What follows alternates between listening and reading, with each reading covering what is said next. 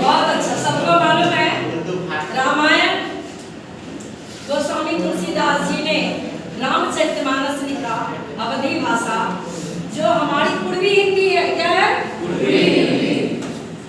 दक्षिण में लिखा गया कंबन रामायण, तमिल में भी लिखा गया, और सिर्फ हमारे देसी भाषाओं में, कई देश में बोलने वाली भाषाओं में भी भगवान राम का चरित्र लिखा गया। लेकिन सबसे पहले किसने लिखा? महर्षि वाल्मीकि। इसीलिए उन्हें क्या कहा जाता है? और बहुत दिलचस्प कहानी है। जैसे गोस्वामी तुलसीदास की बात है, जैसे ऋषि वाल्मीकि रत्नाकर क्या थे? और रत्नाकर का एक दिन ऐसा हृदय परिवर्तन होता है कि महर्षि वाल्मीकि बन जाते हैं। रत्नाकर एक डाकू थे जो रास्ते में जाने आने वाले लोगों को लूटा करते थे। लेकिन एक दिन सप्तर्षि जब जा रहे थे, सप्तर्षि जिसे आप आकाश में देखते हो ना, उन्होंने सताने का प्रयास किया और उन्होंने कहा कि तुम जो काम कर रहे हो उसमें कौन भागीदार है। और जब वो अपने घर जाके परिस्थिति का उन्हें ज्ञान होता है तो उन्हें बड़ी तकलीफ होती है, और वह उनसे पूछते हैं कि हमारे उद्धार का उपाय क्या है, मैं अच्छा कैसे बन सकता हूँ। और उसके बाद एक दिन एक घटना घटती है, तो पक्षी में से एक पक्षी को शिकारी के द्वारा मार दिया जाता है, और उस करुणा से एक कवि की उत्पत्ति होती है। संस्कृत में एक श्लोक है, मां निषाद प्रतिष्ठाम तुम गमा सरस्वती समा जत क्रौंच मिथुनाद लेखन पति काम कोहितम। अर्थात दो पक्षी जो क्रीड़ा में थे उनमें से एक को मार डालना, जिस तरह से तुमने उसे इस पृथ्वी पर नहीं रहने दिया, ये शिकारी के व्याधा कभी अधिक दिनों पर यहाँ नहीं रह सकोगे। और बाद में उन्हें एहसास हुआ कि वो कभी बने। तो हमारा उद्देश्य क्या है कि कभी भी हम अच्छा काम शुरू कर सकते हैं। उसके लिए कोई मुहूर्त, कोई दिन नहीं होता है, जब जागो तभी सवेरा। तो यह हमारे पाठ का उद्देश्य है। इस पाठ का हमारा सबसे बड़ा उद्देश्य है, इस पाठ को पढ़ने के बाद आपके अंदर अनुशासन की भावना जगेगी, चारित्रिक सुधार होगा, साहस और हिम्मत आएगा, प्रश्न करने की जिज्ञासा उत्पन्न होगी। क्या उत्पन्न होगी? जिज्ञासा। इसमें 3 पाठ हैं, राम, लक्ष्मण और परशुराम। दृश्य है, आप लोग चलो हम कहाँ चलते हैं? राजा जनक के दरबार में क्या हो रहा है? सिंहासन पर आज से हजारों साल पहले स्वयंवर हुआ करते थे। स्त्रियों का बहुत मान सम्मान था समाज में। लड़के की परीक्षा होती थी, उसके बाद उसका विवाह होता था। आज के बिना परीक्षा के लिए हो जाता है। तो परीक्षा के लिए राजा जनक ने एक शर्त रखी थी कि जो शिव धनुष को भंग करेगा उसके साथ मेरी बेटी सीता का विवाह। ये दृश्य है, राजे महाराजे आए हुए हैं, बीच में शिव धनुष रखा हुआ है, राइट? सब अपना बल और साहस आजमाते हैं, लेकिन धनुष नहीं टूटता। और उसके बाद अचानक किसका पदार्पण होता है? नहीं, अभी परशुराम जी आए कहाँ हैं? जनक व्यथित दुखी राजा जनक बेटी का पिता है, कहते हैं यह धरती वीरों से क्या हो गई है? और अब आते हैं लक्ष्मण जी। कौन आते हैं? लक्ष्मण जी बड़े छोटे हैं, लेकिन प्रश्न करने में बड़े तेज हैं, जिज्ञासु हैं। हमारी संस्कृति ने कभी जिज्ञासा पर प्रतिबंध नहीं किया।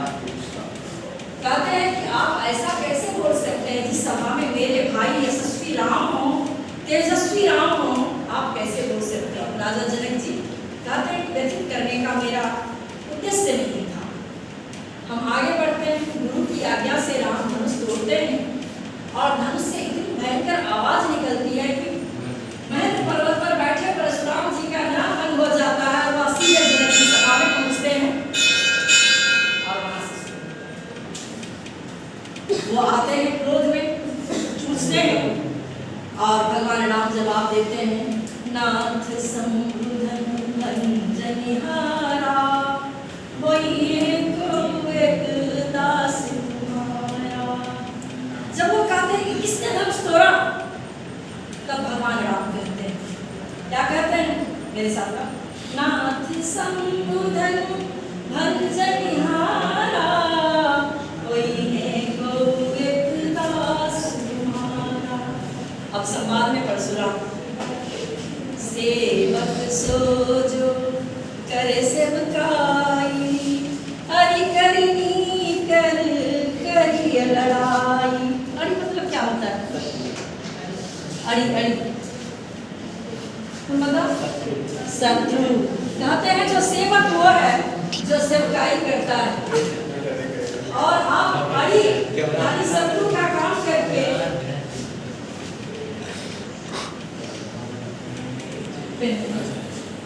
सुनहु राम विजयी शिव धनु तोरा, सहस बाहु सम सोई। अब किसके तरफ से आता है उत्तर? परशुराम के तरफ से। सुनहु राम जय शिव धनु तोरा, सहस बाहु सम सोई। सेवक तो वह जो सेवकाई करता है, या शत्रु का काम किया है किसी ने जिसने धनुष तोड़ा है, तो हे राम सुनो, जिसने इसी धनुष को बंद किया है वह राजा सहस्त्रबाहु के समान हमारा शत्रु है।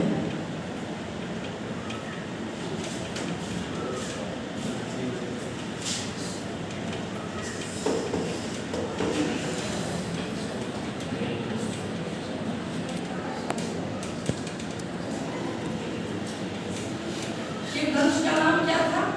पिनाकी। क्या नाम था? पिनाकी।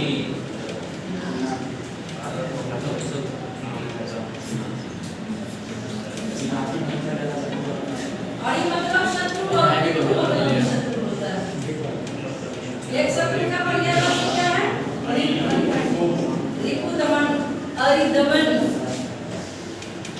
तो सुनहु राम जय शिव धनु तोरा, सहस बाहु सम सोई पूरा। अब प्रसंग आ गया है राजा सहस्त्रबाहु। राजा सहस्त्रबाहु से बैर था किनका? परशुराम का। पेट की कहानी आपको सुना चुकी हूँ, और उन्हें उसके साथ युद्ध करना पड़ा, तो उससे तुलना करते हुए कहते हैं।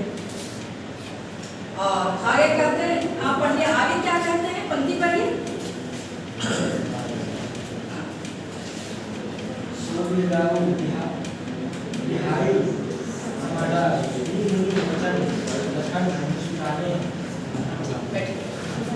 सो बिलगाई बिहाई समाजा, सो बिलगाई बिहाई समाजा,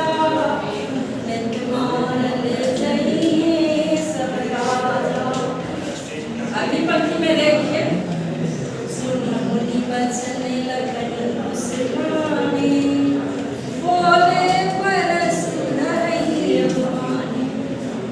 जब राम और परशुराम के बीच संवाद चल रहा है, परशुराम कहते हैं कि जिसने धनुष बंद किया है वह सभा से बाहर निकल के आ जाओ। सो बिलगाव विहाय समाजा, विहाय संस्कृत शब्द है, सभा छोड़ के बाहर चले जाओ।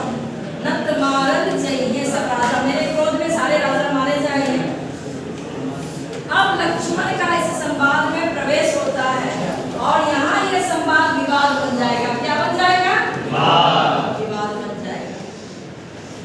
सुनी मुनि वचन लखन मुस्काने, बोले पर सुधरहि अवमानी।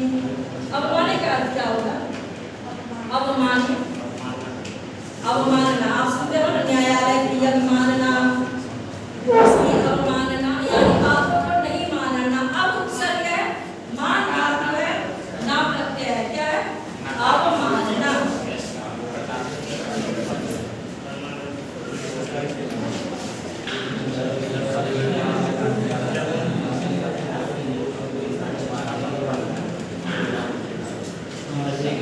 अर्थात भगवान परशुराम के बातों की अवमानना करते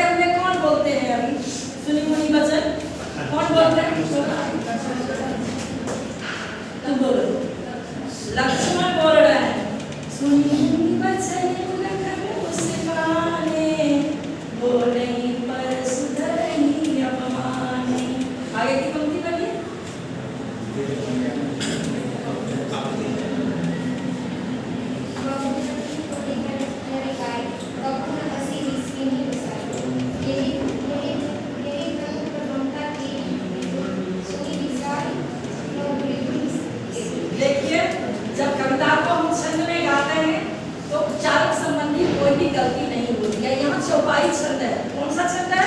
चौथाई। और जब आप छंद में गाओगे तो आप बच्चों प्रयास करो मेरे साथ छंद में गाने का। तेरी धन पर ममता के हेतु सुनील साई का त्रिभुवन के। प्रश्न उठाते हैं लखनलाल। परशुराम जी बहुत बड़े ऋषि हैं, क्रोधी हैं, उनके क्रोध के बारे में संसार के लोग जानते हैं। लक्ष्मण जी अभी टीनेजर हैं, तुम लोग के जैसे, अभी युवा भी नहीं है। प्रश्न उठाते हैं यही धन पर ममता के ही हेतु हे मुनिवर, इस धनुष पर इस कारण आपकी ममता अधिक है जो इतना क्रोधित हो रहे हैं। क्या हो रहा है? ये गाओ तो मेरे साथ। यही धन पर ममता के ही हेतु, यही धन पर ममता के ही हेतु सुनील साई कह त्रिभुवन के। एक शब्द ऋषि।